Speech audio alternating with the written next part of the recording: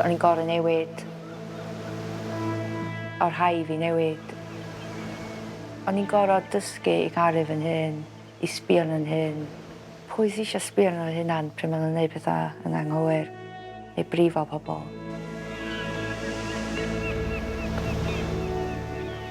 Rwan, Lianne, mae bywyd wedi newid dipyn i chdi dros y 2 flynedd dwytha, ynddo? Do, dwi'n lan a dwi'n sobor, dwi'n 2 flwyddyn i fewn heddiw. Hwn di'r hapusa dwi wedi bod erioed. Fe gafodd Lianne Jones ei magu ym Mhen Llŷn. Oedran cynnar iawn, mi oedd bywyd yn anodd iawn, a wynebodd a phrofodd gamdriniaeth domestig ar yr aelwyd adra. Dwi erioed wedi rili siarad amdano fo. Y cyfnod yna, o bywyd adre'n chaotic, o'n anodd, bod o gwmpas, yr alcohol ag yr abuse. O'n i 7 eich 7 oed pryn i siarad y tro cynta.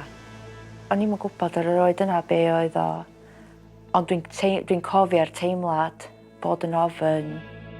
Nes i trio lladd yn hyn yn ifanc, cos o'n i'm yn gwybod sut i ddelio, pwy i siarad efo, ond so o'n i'n teimlo ar ben yn hyn. Sa'n mynd plentyn eisiau gweld abuse, sa'n mynd plentyn eisiau cael ei abiwsio. Yr unig beth o'n eisiau ydi cael ein caru.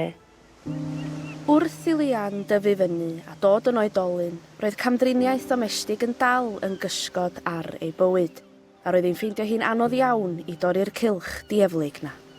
Blynyddoedd, dwi wedi mynd mewn i perthynas a wedi cael domestic abuse. Ond i fi, o hynna jyst yn peth naturiol. Do'n i'm yn mynd i chwilio, ond hefyd, o'n i'n person vulnerable. Yfad oedd problem mwyaf fi. O'n i'm isio meddwl be o'n i wedi bod trwy. O'n i yn y cycle yfad, cymryd overdose, a so'n i'n yn hospital, cael yn sesu, a dyn mynd nôl adra a wneud yr un peth eto. As pethau jyst rhy bell, ac nes i golli plant, ac oedd yn rili anodd, ac am spel oedd pethau'n waeth. Cycle cynta nes i dorri oedd y domestic abuse. A wedyn, mae'r cyffurio alcohol, mae hwnna wedi cymryd amser.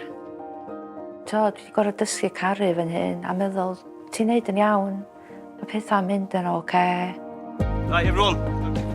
Adag yma llynadd efo'i phartnar oedd ar yr un llwybr adferiad â hi, mi sefydlodd Lianne a Rob Swper Snowdonia. Okay guys, let's go. Snowdonia Snowdonia oedd y bwriad o gallu helpu bobl rhannu stori o beth sydd wedi gweithio iddo fi. Bod allan yn y mynyddoedd, mae rhaid heddwch, ac Snowdonia Snowdonia fi wedi rhoi yn ôl dyddiau yma. Mae wedi helpu fi cyn gymaint efo Snowdonia a trwy adferiad.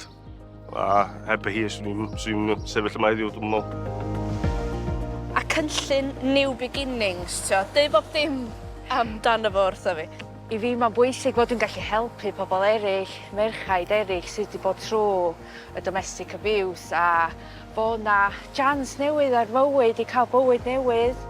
Weithiau mae rhywun yn teimlo ma'n o'r ben y hynna, da chi ddim. Gen i gymryd y cyfle newydd o fod dwi'n gallu newid.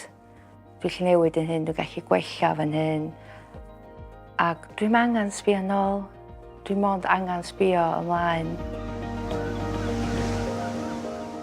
Wedi fod yn siwrna, ond heddiw dwi yn hapus efo bywyd, a lle mae bywyd yn mynd â fi.